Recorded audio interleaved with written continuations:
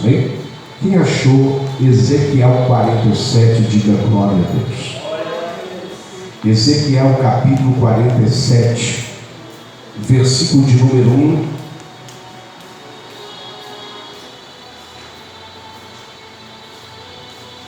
Ezequiel 47.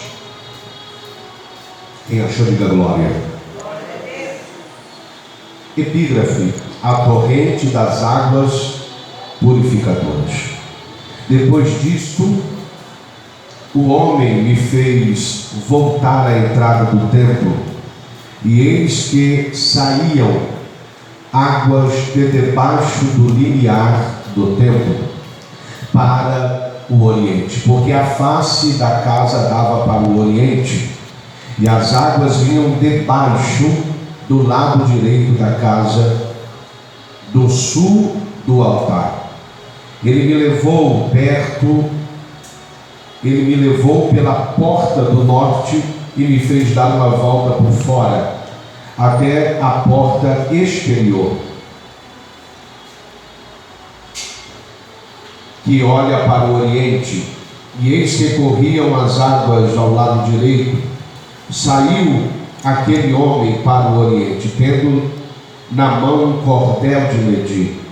Mediu 1000 côvados e me fez passar pelas águas que me davam pelos tornozelos. Mediu mais 1000 e me fez passar pelas águas que me davam pelos joelhos. Mediu mais 1000 e me fez passar pelas águas que me davam pelos lombos.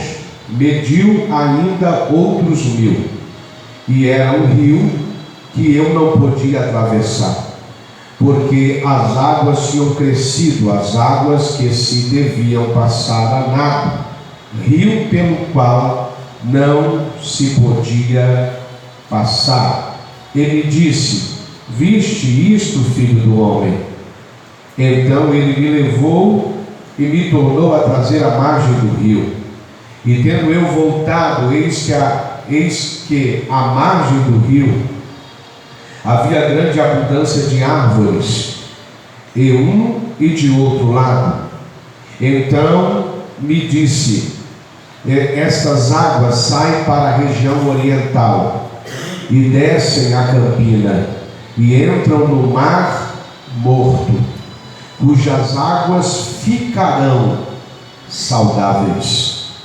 Toda criatura vivente que vive em enxames viverá por onde quer que passe este rio, e haverá muitíssimos peixes, e aonde chegarem estas águas tornarão saudáveis as do mar, e tudo viverá por onde quer que esse rio passar.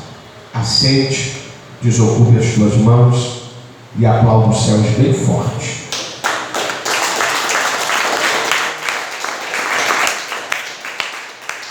Nós estamos no quinto elo da campanha Prepara-te, ó Israel, para encontrares com o Senhor teu Deus.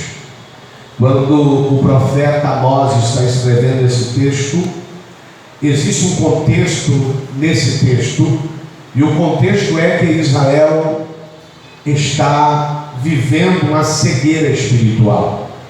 Cegueira esta que impede o povo de ver aquilo que Deus tem para a vida deles.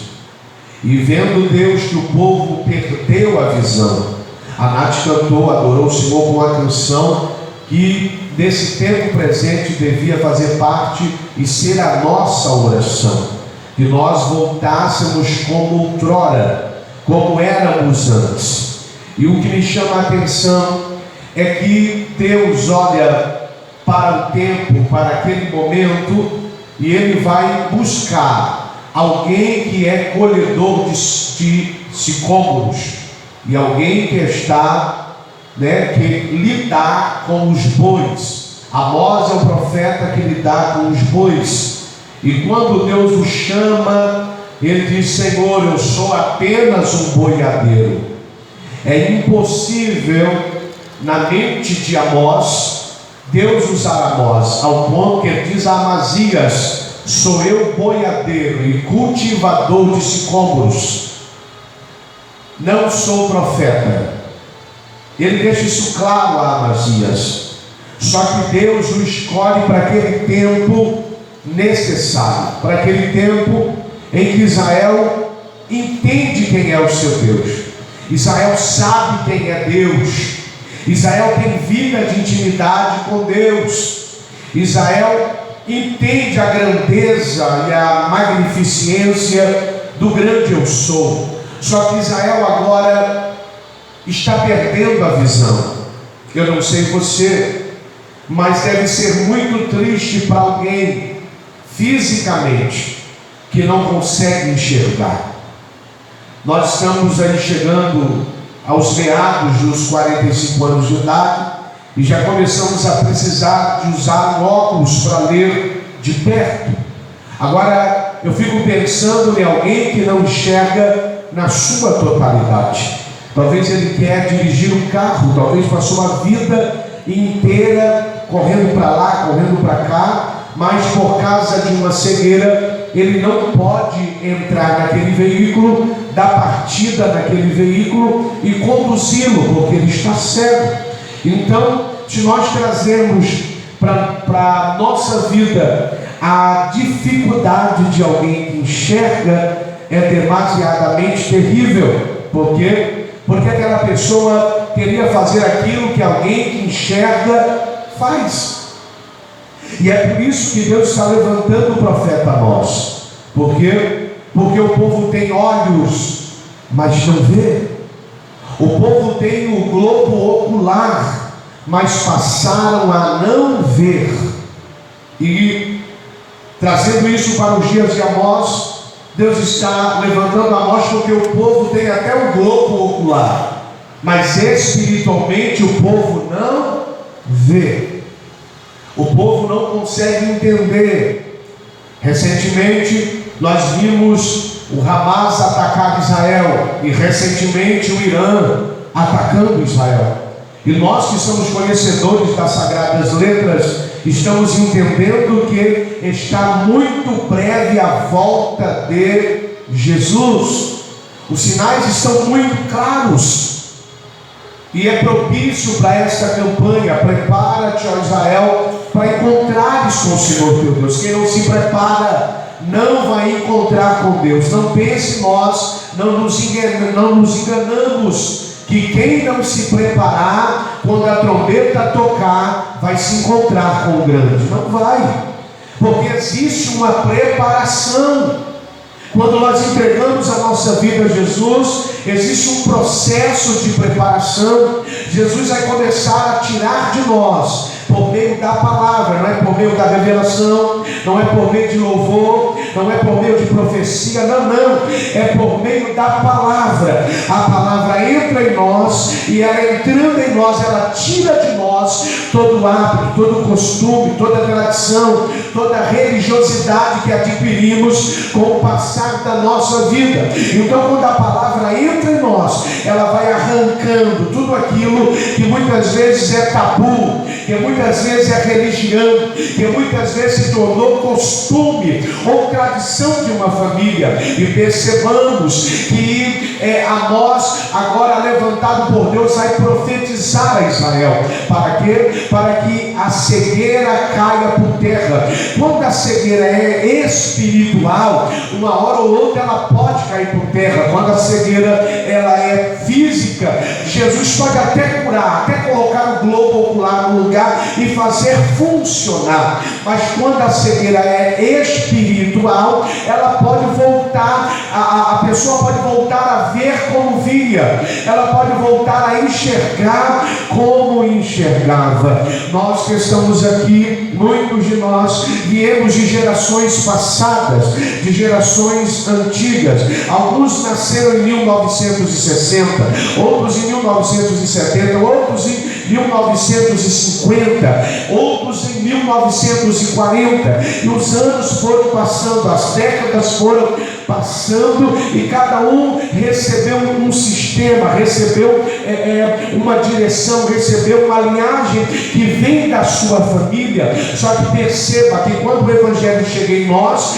tudo isso é transformado, tudo isso é mudado. Por quê? Porque aquilo que nós não enxergávamos, nós vamos passar a enxergar. Por quê? Porque a cegueira caiu por terra. Eu via muitas vezes a irmã Genira lá no bairro Baronesa, em Belo Horizonte, comer um copo de vidro e não cortar a boca. Eu não tinha visão de Deus. Eu era alguém que não conhecia Jesus. E conhecer Jesus não é apenas dizer, olha, eu carrego ele aqui. Não. É muito mais profundo do que nós imaginamos. Vai muito mais além do que nós muitas vezes achamos que o conhecemos. E quando eu me converti aos 18 anos, em 1998, eu comecei a entender que aquela mulher que comia o copo não era ela, era uma entidade maligna que usava ela, e ela comia o copo e não cortava a boca. Quem está aí, diga glória. Então existem coisas que estão acontecendo na sua vida, na sua casa e na sua família, e se você não tiver visão de Deus, as coisas vão continuar acontecendo. Por exemplo, existem enfermidades que elas são espirituais, e quando eu tenho visão, eu percebo essa enfermidade é espiritual. Eu não posso aceitá-la todos os dias na minha vida, porque ela é uma enfermidade espiritual. Eu preciso orar, eu preciso entrar na presença de Deus, para que Deus possa quebrar, repreender essa enfermidade e lançá-la fora. Mas quando eu não tenho visão, eu acho que é normal, e aí eu tomo os antibióticos, eu tomo os analgésicos e nada resolve. Eu vou no médico, eu faço tomografia, eu entro na ressonância e nada acontece. Por quê? Porque é uma enfermidade espiritual. Mas quando alguém tem visão de Deus, ele diz, eu vou entrar diante de Deus, e Deus vai trazer à tona, porque isso vem sobre mim. Quem está aí, diga glória. Rebinacante ou rebinaraçauacanda. E percebamos que Israel não tem visão. Israel não consegue mais entender quem é o seu Deus. Toda vez que nós perdemos a visão, Deus pode descer, Deus pode falar, Deus pode usar uma criança, um adulto, um louvor, o pastor, o apóstolo, o presbítero, o evangelista, e nós não vamos entender quem é Deus. Por quê? Porque fisicamente a gente está enxergando, mas espiritualmente não estamos. Por exemplo, os nossos filhos precisam ser ensinados concernente à visão espiritual, porque eles vão passar por coisas que eu e você não vamos passar. E se eles não tiverem visão de Deus, quando sobrevir, eles não vão saber sair daquela situação ou daquela circunstância. Percebamos que toda vez quando você pega um filho que é instruído nos caminhos do Senhor e de forma espiritual, quando surge a situação, ele vai lembrar, meu pai dizia, minha mãe dizia, que quando acontece isso, eu preciso ir para a oração, eu preciso ir para o jejum, eu preciso ir para a leitura bíblica. Por quê? Porque ele foi ensinado e ele tem entendimento espiritual. Quem não tem entendimento, muitas das vezes está carregando uma enfermidade que foi feita uma obra de macumba, e você vai carregar ela a vida inteira. Eu já vi pessoas se definhar e ir à morte com uma obra de macumba que não foi desfeita, que não foi quebrada, e aquela pessoa morreu, e os médicos procuravam e não achavam. Por quê? Porque aquilo que é espiritual, médico da terra não vai achar. Quem está aí, diga glória. Aquilo que é espiritual se discerne espiritualmente. Aquilo que é espiritual eu vejo com os olhos espirituais. Eu posso levar para o melhor médico, não vai ter solução, porque é espiritual. Quem está aí, diga glória. Agora, quando eu não tenho a visão aberta, eu estou cego. Portanto que Jesus escreve a uma das igrejas da Ásia Menor e diz: compre ouro refinado e receba colírio nos olhos, para que tu volte a ver. Esse colírio é Deus quebrando aquilo que você tinha a sensibilidade de ver e que hoje você não percebe. Pode passar um terremoto e você acha, mas isso é normal, está pegando em todo mundo, está caindo em todo mundo. E o Senhor está dizendo: não, quem tem visão e não está cego espiritualmente, ele passa até por momentos difíceis, mas ele vai dizer: Senhor, isso aí eu não vou carregar para a minha vida inteira. Quem está aí, diga glória. Quando nós entramos em Ezequiel 47, a Bíblia diz, na epígrafe, sobre as torrentes de águas purificadoras. A Bíblia diz que esta água, Ezequiel está tendo uma visão. Esta água está saindo debaixo do liminar do templo. Existe um templo como esse, e debaixo do templo está saindo esta água. A Bíblia diz que na visão, oh glória, Ezequiel vê um homem que sai com um cordel de medir. E quando esse homem sai com um cordel de medir, ele sai para tirar medidas. Percebamos que, de forma muito clara, esse homem vai sair para medir a distância do rio e vai sair para medir qual a distância que vai percorrer, que vai correr Ezequiel. Ora, Deus é especialista em nos preparar em âmbitos no qual nós não conhecemos. Perceba que Ezequiel vai andar durante 4.000 côvados, porque são 4 medidas: a primeira no tornozelo, a segunda nos joelhos, a terceira nos ombros, e vai chegar um ponto que vai virar um rio e ele vai ter que atravessar a nado. Então perceba que Ezequiel teve que ser preparado. Esse Ezequiel que foi preparado até os 12 anos de idade para ser sacerdote. Mas quando Israel é levado cativo no cativeiro da Babilônia, o povo que está exilado não precisa de pastor. O povo que está exilado precisa de um profeta. Então, depois de 12 anos sendo preparado e completado 30 anos, Deus não vai usar Ezequiel naquilo que ele se preparou. Deus vai usar ele para ser profeta. Mas perceba que a preparação para ser sacerdote foi importante. Então tudo que você passa sendo preparado aqui na terra, porque tem gente que acha que vai viver aqui a vida inteira, me desculpe a expressão, você está aqui de passagem. Nós estamos aqui de passagem. E se nós não nos prepararmos com o nosso Deus, nós corremos o sério risco de não entrar na terra que Ele prometeu.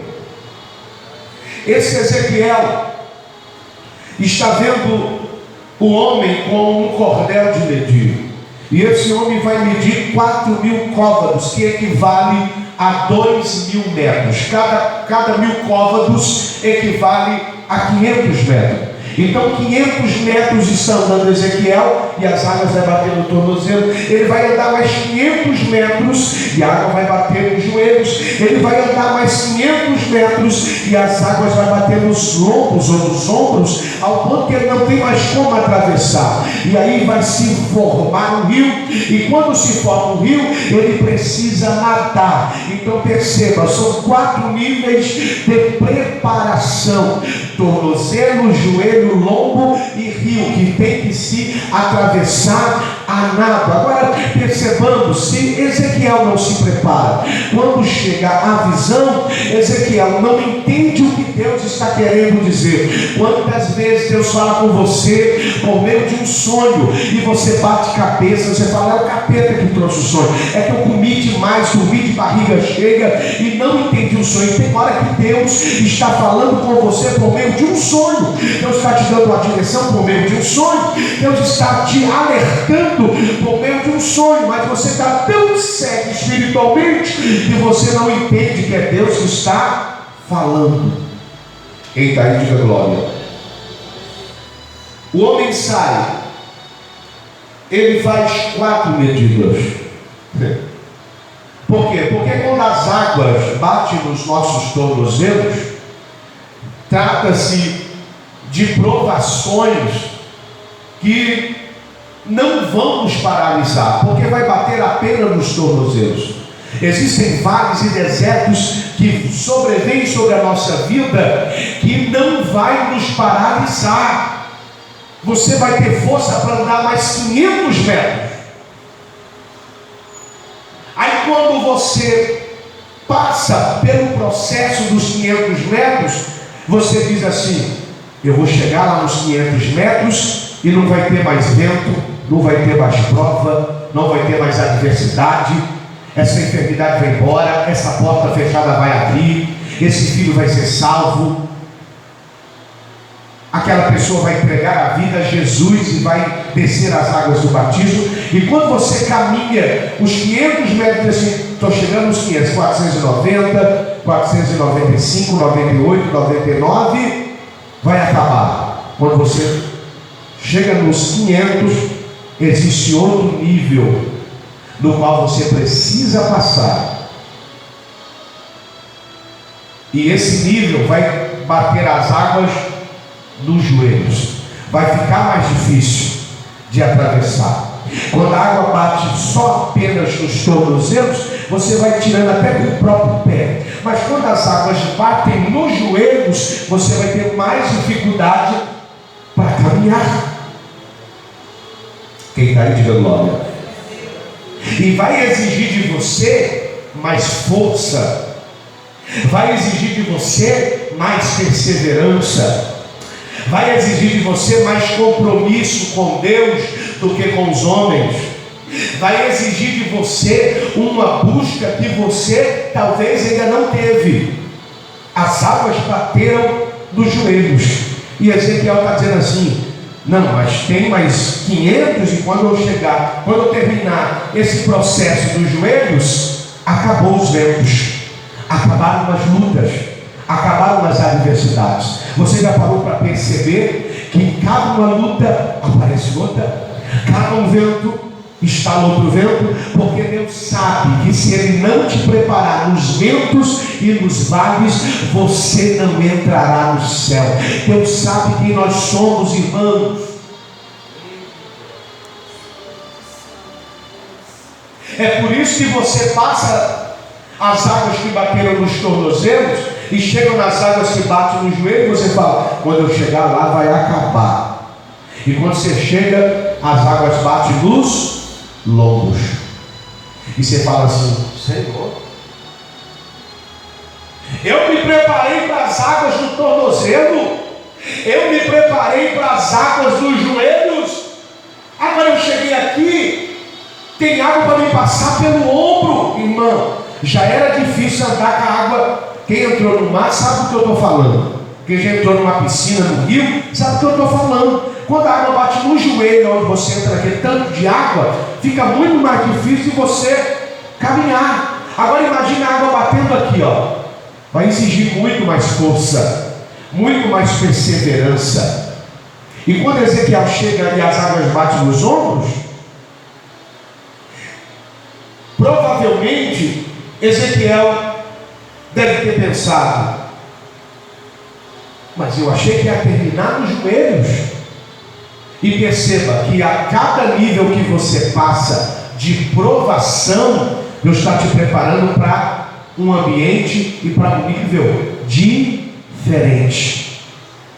Você não deu glória? Eu vou descer o nível da revelação. Cada vez que você passa, Deus está querendo te ensinar alguma coisa. Humildade, simplicidade. Deus está querendo te ensinar a colocar as mãos colocar as coisas no controle dele. Está nas tuas mãos, Senhor, não vou tirar mais. É Deus te ensinando no meio disso a não ir na sua força, mas na força do Senhor. Porque na sua força você vai cair, na sua força você vai se decepcionar, na sua força você vai se entristecer. Olha para atrás comigo. Me ajuda a pregar nessa noite. Entra aí na sua mente e volta lá atrás, em lutas que você venceu, que você dizia assim: eu acho que não saio mais dessa. Volta lá na sua mente. Lutas, ventos, vales que você dizia: eu não saio disso aqui. E você saiu, porque o céu foi te preparando dentro do processo. O certo é se preparar antes. Mas sabe qual é o defeito de nós brasileiros? Nós procrastinamos. Nós deixamos para amanhã o que a gente pode fazer hoje. Não, amanhã eu faço. Amanhã eu oro. Amanhã eu vou na igreja. Amanhã eu leio Bíblia. Amanhã eu visito aquele irmão que eu não vejo há muitos anos. Amanhã eu perdoo aquela pessoa que eu deveria ter perdoado e não perdoei. A gente vai procrastinando. Só que perceba que quando Ezequiel depara com as águas nos ombros, primeiro, ele não vai ficar surpreso, porque Deus avisou ele antes. Deus deu ele uma visão. Então tudo que acontece na tua vida, Deus já te avisou. Talvez você não entendeu, mas Deus já te avisou que ia acontecer. Deus te avisou das coisas que viria. Deus começou a tirar pessoas da sua volta, que você até hoje está dizendo: por que fulano não convive comigo mais? Por que fulano não faz mais parte do meu hall de amigos ou de amigas? E o céu está dizendo: aquilo que você não consegue fazer, a minha mão está fazendo. Quem está aí, diga glória. Quem está aí, diga aleluia. Então, quando Ezequiel depara com a água, ele não se assusta, porque ele recebeu o aviso antes. Deus, no livro de Amós, diz que não vai fazer coisa nenhuma sem antes revelar os seus segredos aos seus servos, e os servos têm nome: profeta. Nada acontece aqui sem Deus falar. Não tem dia que você levanta angustiado, você fala: hoje eu não vou sair. O seu coração turba, o seu coração, você fala: eu tinha um passeio hoje, mas não vou nesse negócio, porque o meu coração está turbado. É Deus dizendo: é eu que estou te avisando, é eu que estou te alertando. Quando Ezequiel chega com as águas nos lombos, ele também vence. Só que ele acha que vai acabar, porque nós somos igual a Ezequiel. Vai acabar. Perceba, luta aqui embaixo nunca vai acabar. E a gente vai ficando mais jovenzinho, a gente vai perceber que vai piorando. Por quê? Porque tem coisa que o vigor não responde mais. Quem está aí, diga glória. A mente não responde mais. Tem coisas que pessoas vão se tornando mais velhas e vão perdendo, não a habilidade, não o talento, não o dom, mas aquele vigor. Eu mesmo passei 20 anos virando à noite, 2, 3 noites de boa, né, minha pastora? De boa. E rodava para lá, com o carro para cá, fazendo a obra. Hoje, se eu virar uma noite, eu tenho que dormir pelo menos umas 6 horas para me conseguir dar sequência. E aí o dia ainda é ruim. Mas pensa, eu tenho 44, há 20 anos eu tinha 24 anos. Então eu tirava isso de letra. Não que eu não tire, se havia necessidade de fazer, faz, mas com muita limitação. Quem está aí, diga glória. E aí não é capeta, aí não é demônio, é entender o seu limite.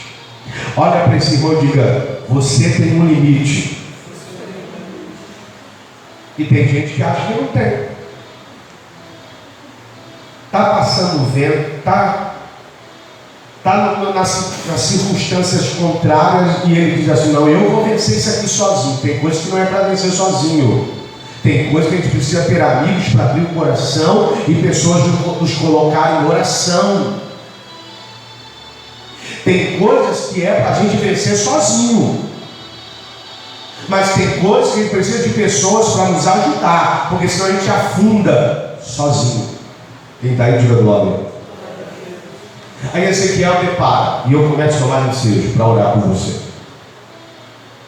As águas foram vencidas dos lombos. Quando ele para em 1500 metros, ele olha e fala: não tem como atravessar isso aí não, virou um rio. Quando bateu nos tornozelos, no linguajar atual, eu tirei de letra. Quando bateu no joelho, até me deu uma canseirinha, mas eu atravessei.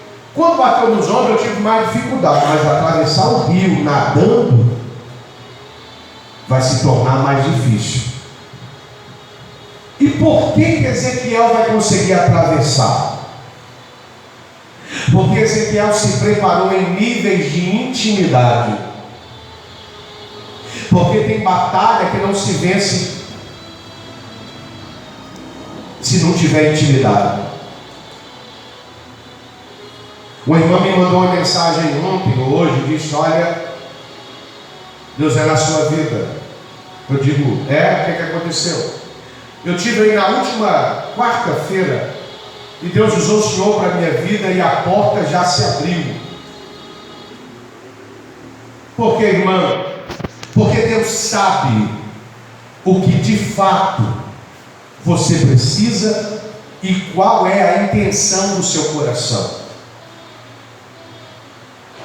Perceba que independente da causa que você veio trazer, Deus já sabe qual é a intenção do seu coração. Se o seu coração de verdade está entregue a Deus na sua totalidade, Deus vai fazer. Apóstolo, meu coração não está na totalidade entregue. Deus vai fazer também.